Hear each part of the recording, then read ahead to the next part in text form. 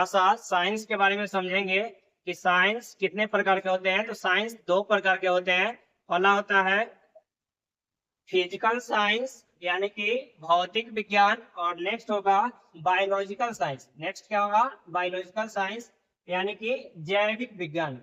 Physical science के अंतर्गत physics, chemistry, geography और जियोलॉजी। किसके बारे में? जियोलॉजी, इसका अध्ययन करते हैं। अर्थात फिजिकल साइंस के अंतर्गत हम उन चीजों का अध्ययन करते हैं जिसमें जान प्राण न हो, अर्थात जो निर्जीव वस्तु के बारे में अध्ययन करते हैं।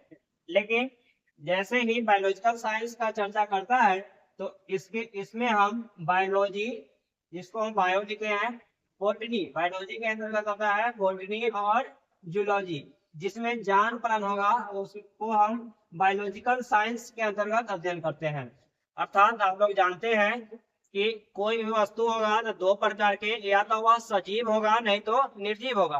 तो सजीव के अंतर्गत जो होगा उसको बायोलॉजिकल साइंस के अंतर्गत हम अध्ययन करेंगे, और निर्जीव का जिसमें चर्चा होगा तो उसको हम फिजिकल साइंस के अंतर्गत अध्ययन करेंगे। इसमें कुछ सब्जेक्ट का नाम हम लिख दिए हैं, फिजिक्स हो गया, केमिस्ट्री हो गया, जियोग्राफी। एक हम जियोलॉजी का चर्चा करते हैं, ना कि जूलॉजी। हम जियोलॉजी का चर्चा करते हैं तो इसको भी हम भौतिक साइंस के अंतर्गत पढ़ते हैं। और इधर आप देखे हैं बायोलॉजी यानी कि बायो लिखे हैं, बोटनी, जूलॉजी, इन सभी को हम बायोलॉजिकल साइंस के अंतर्गत पढ़ते हैं। देखिएगा, फिजिकल साइंस का डिफिनेशन हम हिंदी और इंग्लिश दोनों में लिख दिए हैं, जिसे कि आप समझेंगे अपने माध्यम के अनुसार। फिजिकल साइंस का जैसे आप इंग्लिश में डिफिनेशन जानते हैं, the science which deals with the non living thing. आप जानते हैं कि निर्जीव वस्तु का चर्चा मतलब नॉन लिविंग थिंग है ना। Non living things is called physical science. Non living things is called physical science. यानी कि हिंदी में इसका डिफिनेशन जानेंगे तो विज्ञान शब्द के अंतर्गत निर्जीव वस्तुओं का अध्ययन जिन वर्गों में करते हैं। विज्ञान शब्द के अंतर्गत निर्जीव वस्तुओं का अध्ययन जिन वर्गों में करते हैं वे भौतिक विज्ञान कहलाते हैं। वे क्या कहलाते हैं? भौतिक विज्ञान, अर्थात फिजिकल साइंस। इसमें हम सब्जेक्ट का चर्चा किया है, फिजिक्स, केमिस्ट्री, जियोग्राफी और जियोलॉजी। थोड़ा सा आप जियोलॉजी के बारे में समझेंगे कि जियोलॉजी एक ऐसा स्पेशल सब्जेक्ट है जिसमें मिट्टी के बारे में ज्यादातर चर्चा की जाती है और मिट्टी के बारे में ही पढ़ाई जाती है।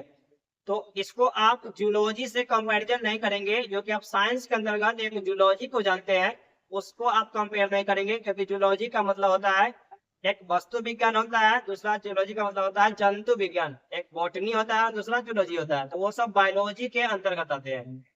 नेक्स्ट आप समझेंगे कि बायोलॉजिकल साइंस यानी कि जैविक विज्ञान। तो इसका इंग्लिश में डेफिनेशन समझेंगे कि the science which deals with the living thing का मतलब यानी कि सजीव वस्तु।